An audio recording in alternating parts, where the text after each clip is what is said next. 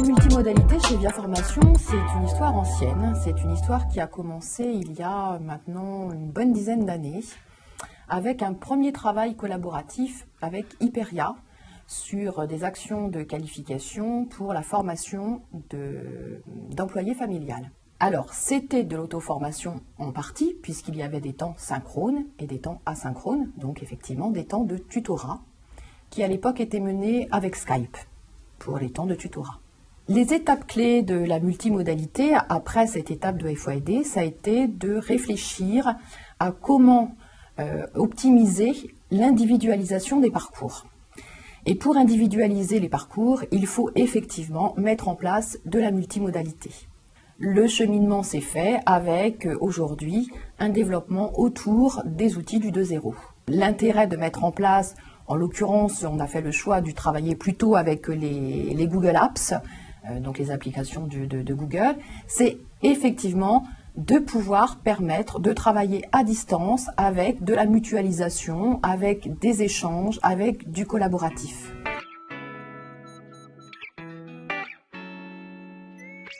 Chez Via Formation, donc la multimodalité a commencé effectivement à l'Aigle, par le biais d'un projet Reflexbook que l'on a mis en place sur le dispositif Espoir. C'est un projet qui consistait à revisiter notre démarche d'élaboration de projets professionnels pour intégrer les usages et les outils du 2.0 dans le cadre effectivement d'un dispositif d'élaboration de projets professionnels.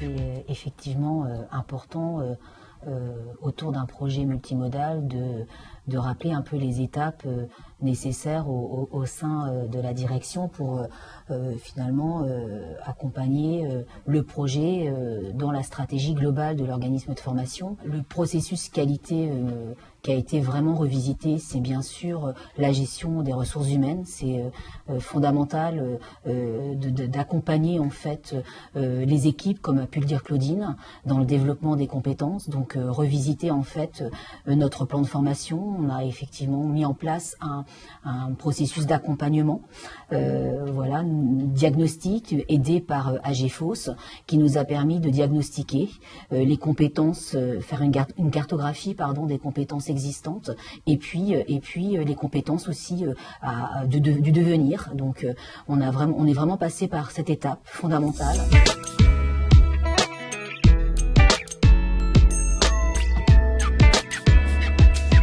On projette toujours un projet, on anticipe, donc on projette effectivement des solutions et puis en fait ça se passe pas tout à fait comme ça et puis ça se passe un petit peu comme ça aussi. C'est-à-dire que on a des belles surprises, on a aussi des réajustements. Je pense qu'on a beaucoup mis l'accent sur la technique au cœur des problématiques réelles, donc nos systèmes d'information. Donc quand je parlais tout à l'heure de stratégie et de système qualité, on a beaucoup mis l'accent parce qu'on est un organisme de formation sur l'accompagnement des hommes, c'est-à-dire les usages. Et on voit aujourd'hui que les formateurs vous disent que non, il n'y a pas de problème d'usage, c'est parce qu'on a accompagné les usages. Et ça, je suis ravie d'entendre ces témoignages. Des petites applications. Voilà, donc tu n'as pas des trucs sur Internet. Ah bah oui, j'ai plus de problème. Alors, la multimodalité, au niveau de l'impact, c'est surtout un impact auprès des équipes, puisque finalement, entre ce qui est mis en place, ce qu'on souhaite mettre en place, et puis ce qui arrive auprès des équipes, il peut y avoir aussi un petit décalage. Voilà. Donc, il faut effectivement réussir à convaincre les équipes de l'intérêt aussi de la multimodalité et du 2.0. Donc, on a fait appel à des spécialistes, des chefs de projet en numérique au niveau de la multimodalité pour accompagner les équipes pour passer le cap, tout simplement. Donc mon rôle de facilitateur, on va dire de médiateur un peu de la technologie, alors c'est un peu le côté vulgarisant puisque la multimodalité c'est beaucoup d'outils et si on reste sur juste de l'outillage, ça n'a pas d'intérêt particulier ni pour l'apprenant ni pour le formateur. Ce qui est intéressant, c'est de la vulgariser et d'en trouver des usages pédagogiques. Donc on va dire que je reste en veille sur les outils pédagogiques et trouver à chaque fois un usage qui peut être utile en formation, aussi bien pour l'insertion que pour le qualifiant, puisque les besoins des fois ne sont pas tout à fait les mêmes. Trouver les usages pour les formateurs est pas forcément évident au premier abord, puisque quand ils découvrent l'outil, c'est une découverte déjà, donc il faut déjà faire la prise en main. Donc c'est plus simple de leur proposer un premier usage pédagogique, de manière à ce qu'ils prennent en main cet usage, qu'ils testent par eux-mêmes. Et effectivement, pour la plupart, quand ils ont testé, après, il leur est beaucoup plus facile de proposer d'autres usages du coup auxquels on n'avait pas forcément pensé de premier abord.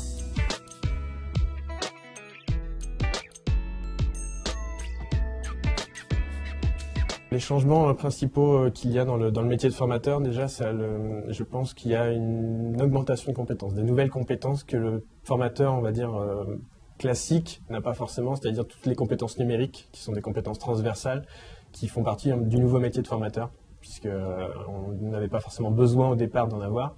Je pense que maintenant, elles sont essentielles et on doit monter en compétences sur ce champ-là. Donc par rapport à ça, on trouve quelques freins forcément par rapport à la technologie, parce que c'est pas évident déjà de prendre en main de la technologie lorsqu'on n'en avait pas besoin actuellement. Mais le frein le plus important, c'est pas forcément celui-ci. Je pense que le frein est aussi la peur de trouver des outils que ce soit chronophages. C'est-à-dire qu'on leur demande de faire des choses en plus, parce que la complexité dans la vulgarisation de ces outils est de faire prendre conscience au formateur que ce n'est pas chronophage, mais que finalement c'est un facilitateur sur sa nouvelle façon d'animer et d'organiser sa séance de formation. Les usages et les compétences d'un formateur aujourd'hui, alors je disais les compétences numériques effectivement sont essentielles, mais il y a aussi dans sa façon d'animer, ça change aussi les comportements dans sa façon d'animer, puisque par exemple sur une simple classe virtuelle, on voit bien qu'on n'a pas le même rapport avec les apprenants qu'en physique, en face à face. Donc il y a la façon dont on anime, dont on se gère son temps, dont on laisse la parole, comment arriver à faire des coupures dans son déroulé pédagogique, tout en laissant la parole pour les interactions avec les apprenants. Et le distanciel demande à être beaucoup plus géré et cadré de ce point de vue-là. Qu'en physique, c'est beaucoup plus facile, on laisse la parole à quelqu'un, en tout cas on a les personnes en face, là il faut donner la parole, laisser le micro, voilà. Il y a une partie technique qui vient s'ajouter à la chose, c'est un peu moins naturel comme animation, et du coup c'est une autre animation. Donc ça, effectivement, dans ce terme d'animation, il y a une compétence supplémentaire à avoir. Ce frein de penser que les outils multimodaux sont chronophages, il est compréhensible dans le sens où c'est quelque chose qui n'était pas dans les habitudes et qui du coup s'ajoute, donc on a l'impression que c'est un ajout. En réalité, je pourrais faire un peu le parallèle par rapport à l'informatique et aux outils numériques qui existaient avant, le traitement de texte. On va dire il y a 20-30 ans, on n'imaginait pas forcément utiliser un ordinateur et on pensait qu'utiliser un ordinateur, c'était reprendre le boulot que pouvait faire du secrétariat, des choses, enfin toutes les choses qui n'appartenaient pas aux cibles, le cœur de métier de base. Et finalement, on se rend compte que maintenant, on ne pourrait pas se passer d'un ordinateur, on ne pourrait pas se passer d'un traitement de texte, on ne pourrait pas se passer d'un tableur. Et je pense que les outils multimodaux sont un peu dans le même principe.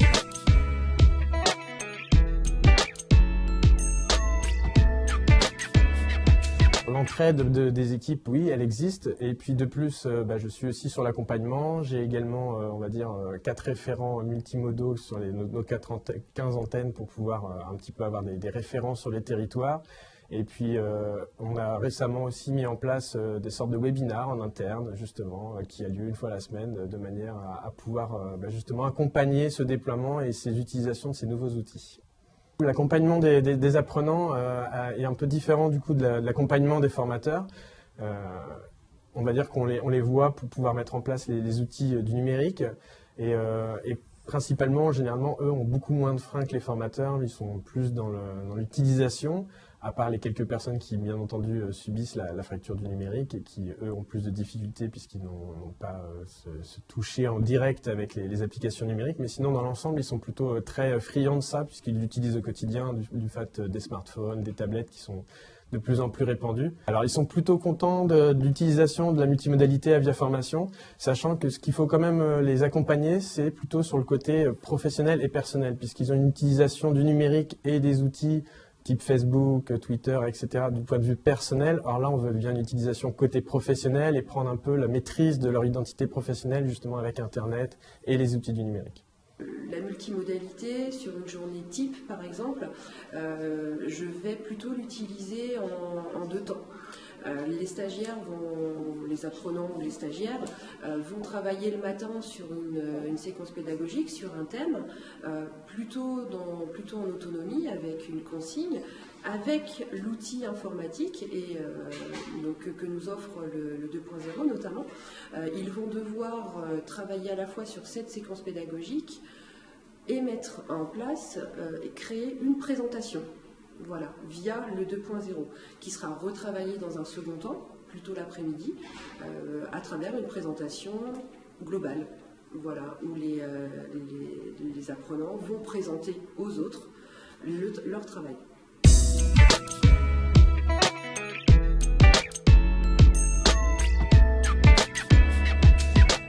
Justement, en termes de tuyaux, on a plusieurs solutions. On va avoir des gros tuyaux, on va avoir plusieurs tuyaux et parfois il va falloir élargir ces tuyaux. Vulgairement, c'est comme ça qu'on peut l'imaginer. C'est le côté le plus complexe en fait. C'est que sans ces tuyaux, aujourd'hui, il n'y a plus rien qui fonctionne. L'infrastructure pour faire marcher tout ça, hein, en fait, la mécanique, hein, c'est des câbles et des câbles, hein, du cuivre comme on ne peut pas l'imaginer, et surtout que des connexions Internet. Mais alors à plus finir. Aujourd'hui, rien ne peut marcher sans la connexion Internet, et on est victime du tuyau. Les apprenants qui arrivent chez nous, on va avoir plusieurs sortes d'apprenants en fait. Des personnes qui seront là de façon passagère et qui utiliseront directement la salle informatique qu'on a au sein de VIA. Et ensuite, en fonction des formations, en fonction des cursus, on va dire, hein, plus ou moins, on va avoir de l'équipement de l'ordinateur portable, hein, surtout sur les sites délocalisés, où il n'y a pas d'antenne fixe via formation, jusqu'à la tablette, qu'ils peuvent amener, voire même des fois en entretien d'embauche, pour pouvoir prendre des notes. Et il faut quand même se souvenir que du coup, on a besoin d'avoir une connexion Internet partout. C'est la problématique, sauf qu'on ne peut pas avoir de connexion Internet. Eh bien, dans la rue ou comme ça, c'est plus complexe déjà. Quand ils viennent chez nous, c'est différent. C'est nous qui mettons à disposition le matériel adéquat. C'est ce qu'on disait, donc PC fixe, ordinateur portable ou la tablette. Eh bien, lorsque les apprenants n'ont pas de connexion Internet, n'ont pas l'outil informatique chez eux, ne remplissent pas, on va dire, les prérequis, ça nous arrive même en ce moment, on va dire, sur certaines formations.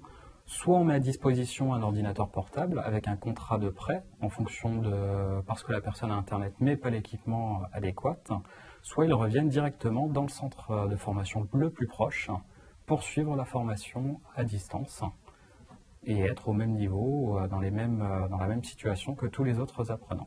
Au niveau de chez VIA Formation, les difficultés que l'on a pu rencontrer, en fait, c'est la migration des usages et la migration aussi de notre parc informatique en tant que tel.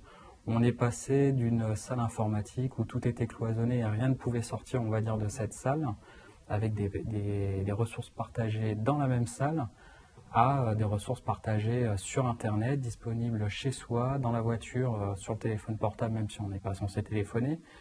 Mais voilà, du coup, il a fallu sortir du carcan de la salle informatique.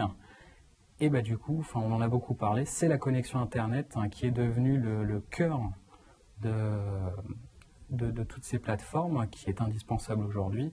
Et on est beaucoup plus confronté, on va dire, à des problèmes de bande passante. On a beaucoup d'intermédiaires entre la salle informatique ou la tablette et la ressource maintenant qui est directement sur Internet. C'est la gestion de tous ces fournisseurs, donc pour ne pas les citer, mais tous les fournisseurs avec lesquels on va travailler et sur lesquels il va falloir solutionner des problèmes. Donc on est plus souvent au téléphone au final que en train de démonter un ordinateur.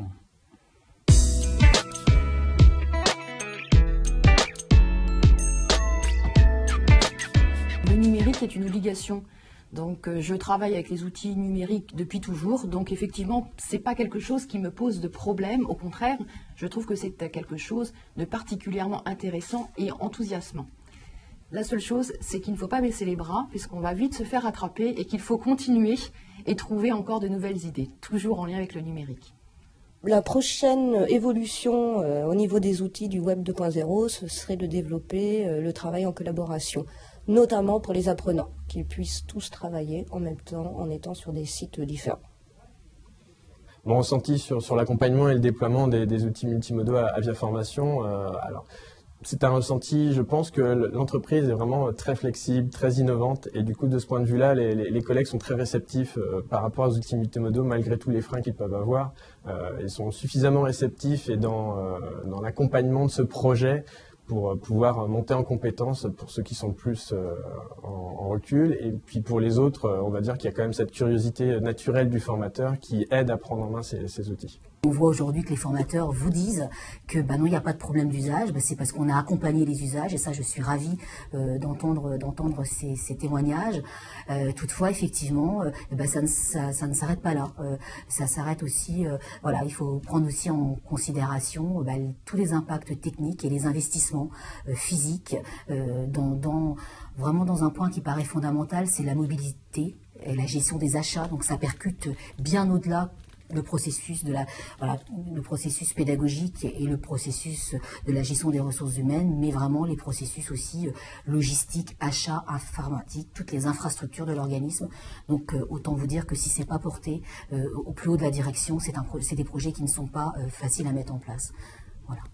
Par rapport à l'investissement de la région Basse-Normandie dans le soutien des organismes de formation, c'est vrai que j'ai envie de les remercier parce qu'ils ont mis en fait un projet en cohérence avec les usagers de la formation professionnelle et ils ont imposé dans leur cahier des charges un quota de multimodalité, mais ils ont aussi accompagné les organismes de formation via des projets comme le nôtre, le Réflexbook sur l'espoir de l'Aigle. Donc en fait, ils nous ont permis aussi de réinterroger nos modèles, de faire évoluer nos pratiques. On a retrouvé ce temps, on s'est recentré sur le temps pour redonner le sens à notre travail et ça c'est fondamental, c'est-à-dire que imposer c'est bien, accompagner c'est mieux. Moi je vous invite à revenir dans 10 ans et la multimodalité finalement va se déployer sur l'ensemble des fonctions dans notre organisme et je pense avant 10 ans.